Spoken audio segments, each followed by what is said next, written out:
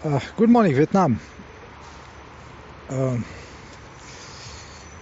I was thinking about those rich athletes and rich cinema stars, And after listening to Matt, Quantum of Conscience, and the amount of money they get, and they are totally empty persona with a lot of money. I would say, supposedly, the amount of money they claim to sell this sports, and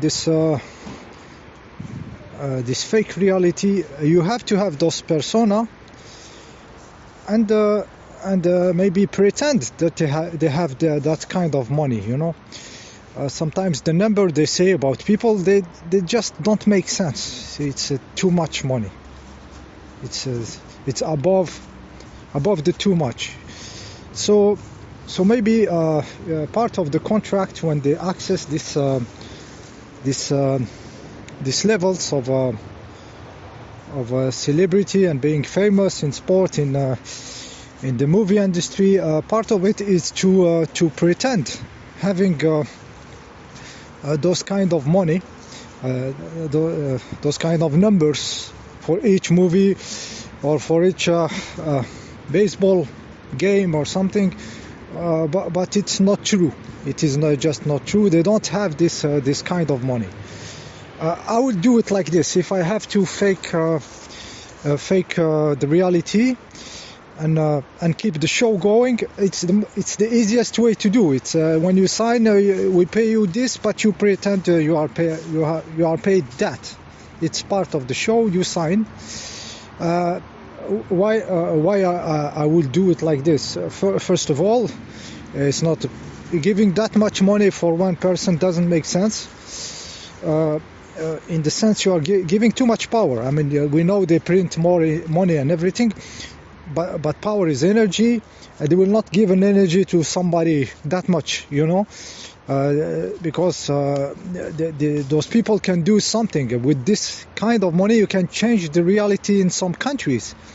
One of the stars of basketball can go in any place in Africa and change the reality there, by building a village and a school and food stuff and agriculture. It is that kind of money they have. They have the money to change a city, to change a destiny of large number of people. I don't think they will put this kind of money in the hand of people. So I don't think they have this. And even for the heirs, when one of them is dead, I mean, this energy is going to other people, and they can become powerful. So energy, money as energy, it's also very controlled.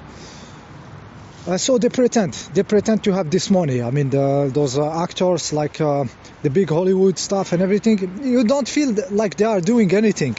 So they don't have this money. They don't have it, or once it is given to them in the contract, it says what they can do with the money. This is also a possibility. So they are like kids, and they're I don't know how they call it in English, tutel, like some adult is taking care of them, and the contract must be very clear. I just suppose the numbers are 10 or 20 times lower, the salary they get, the amount of money. That will be a way to control. So yeah, this was the first idea. The second idea also is for the real talented people. I mean, not just ball pushers or people good at jumping high or something. The real talented, I mean, intellectually talented, like a one-man show people. How they would control them. We hear sometimes like a ridiculous story of somebody famous, and suddenly he molested a woman. The guy super rich, super famous, super super cool. Suddenly he has to abuse a woman. It's ridiculous. People who know the reality of life, this is ridiculous. So I was thinking like Louis C.K. Louis C.K. is for me a talented guy. He has his own styles. He made me laugh when I listened to him sometimes. So he was talented. I think he knew that okay, we let you get in the game and everything, but there is a moment when you're gonna be turned off. You're gonna be terminated, and we do it our own way. So the guy has the money and everything, and possibly he knew at the end it will end up like this when he gets into the top. And he get his money, and the persona is more or less destroyed because he gets into some level of power. In this case, power of a person that people will listen to, so he can change. He can become somebody important for real, not just important for the fun or something. I'm thinking few people like this. It's just an example. I don't know the guy very well or something. I just think he was a talented guy.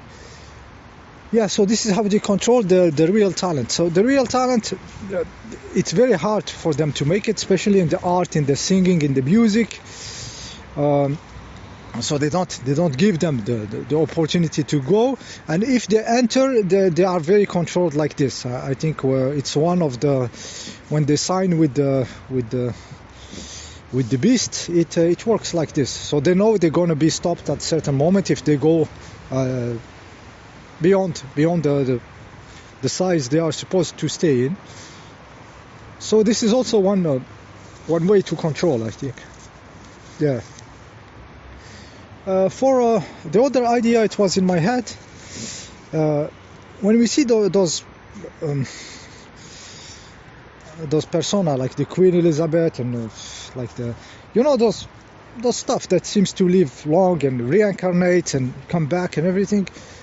It is possible. It is just a theory. It is possible that they are not the beneficiary of all this. So it's not them. I mean, their life is ridiculous. The life of princes and queens and what they do. It's ridiculous. It's not even. They are not even having fun. So I don't think they are the one who are getting the benefit of this the whole show. I think those persona they seem to live longer and come back, and they are just programs of the Matrix. Actually, they are put in the Matrix to control us, to control the human energy and the human stuff, population, consciousness. But they themselves, they are just a tool. They will be like agents of the Matrix, programs of the Matrix, repeating themselves, but they are empty. They don't do it for themselves, like the Bill Gates and the stuffs. Maybe this program, like this Bill Gates, is an old program which has made his proof of being good at controlling the humans and playing to be efficient. So they keep putting them back in the Matrix in different situation, and you find some people that looks like the other, actors that seems to be look like an old photo, if the photos are true, are not fake also in this case. So the programs keep being put in the Matrix. So they are just programs. So the Queen Elizabeth is nothing. The Bill Gates is nothing. The I don't know, the Soros and stuff, they are nothing. They are just tools for the forces who control, which I think are not human, are not into this dimension. They are not. They don't like it. It's not their best dream is to sit in a castle and command those sheeple, and being dressed in ridiculous dress. I don't think. I think this for them is laughable, But they use This programs back in the matrix to control us. I don't know the proportion when they say we are the 99 and they are the 1%. I think it's totally bullshit. That's also, I think, a big trick. I think we are a little bit maybe more than 1%. We the people that can see but the big majority is is the show. I was saying the number of 15% of real humans, and 85 is part of the show. With the big programs like some politician and stuff, which are repeating put back in the matrix again and again and again. So it's very organic. It's like forest. Something is feeding out of something and mimicking its kind of life to get energy from it. It is happening in the nature. So maybe it is happening in also a more sophisticated, immaterial way.